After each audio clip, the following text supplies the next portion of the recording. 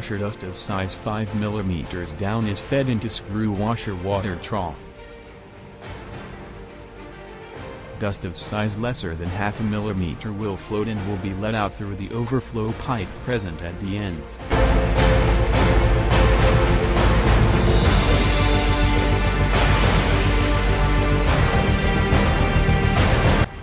Because of screw rotation, washed sand will be pushed forward upwards and collected in the ground.